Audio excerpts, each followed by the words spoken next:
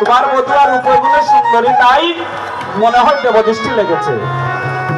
কৃষকা বলছে না, দেবদৃষ্টি নয়, আমার মন বলছে কি জানিস, কালো পথে ধরেছে, কালো পথে ধরেছে, কালো পথে ধরেছে, রূপগুলো সুন্দরী, তাই কালো পথে ধরেছে।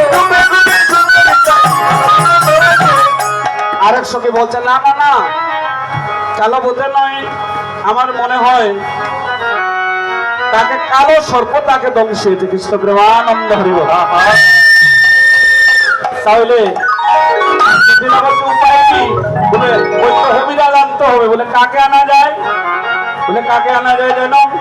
সখীরা বলছে কাকে আনা যায়? বৈদ্য কবিরাজ একজন নামলে ভালো হবে না রাজা রানীকে। বলছে কাহা নাই, কাহা নাই, কাহা নাই, কাহা নাই, কাহা নাই, কাহা নাই, কাহা নাই, কাহা নাই, হলদরের ছোট ভাই, কাহা নাই, কাহা নাই, হলদরের ছোট ভাই, কাহা নাই, কাহা নাই, হলদরের ছোট ভাই কানাই। হয়তো তোমরা যাও নিয়ে আসো। বলে আমরা গেলে আসবে না, তুমি যেতে হবে। এবার সখীগণের কথা শুনে রাধারানী জটিলা গৃহ থেকে বাইর হয়ে কানাইকে ডাকছে। কেমন করে ডাকছে? ওরে দাঁড়া রে চূড়া, উচ্চ স্বরে ডাকে জটিলা, উচ্চ স্বরে ডাকে জটিলা, দাঁড়া রে চূড়া, উচ্চ স্বরে ডাকে জটিলা, দাঁড়া রে চূড়া, উচ্চ স্বরে ডাকে জটিলা, দাঁড়া চূড়া দাঁড়া। শোন শোন শোন।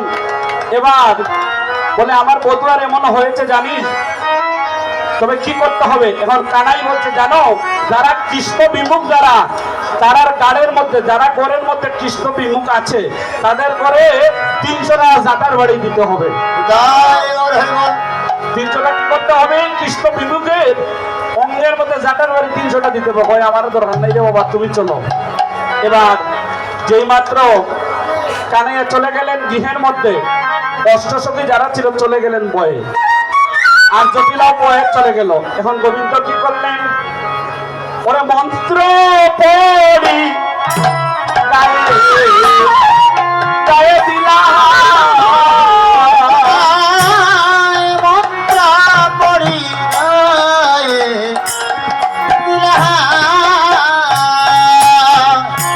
ওরে পড়ো শেষ অবসর,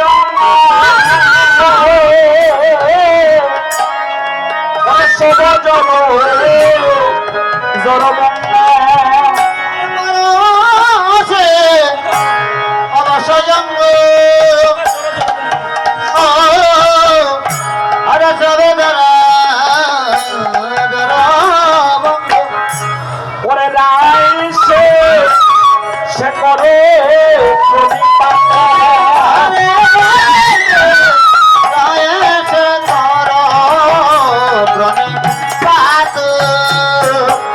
এবারে রাধা গোবিন্দের মিলন হইল।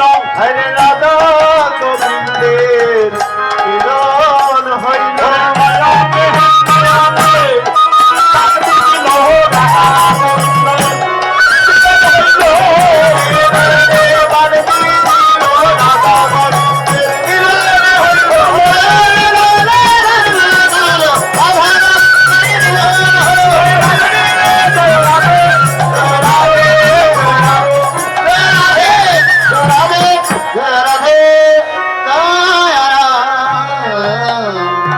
এবার যখন নয়নে নয়নে মিলন হলো, রাইদানিকা বললেন বেলি মধ্যাহ্নের সময় কীর্তনী মহোদয় আপনারা চলে আসেন।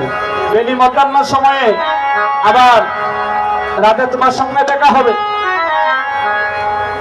এই বলে আশ্বাস দিয়ে আজ রাধারানী আসছেন কি? ওরে রাম কানু গোটে গেল, রাম কানু গোটে গেল, রাম কানু গোটে গেল, আনন্দে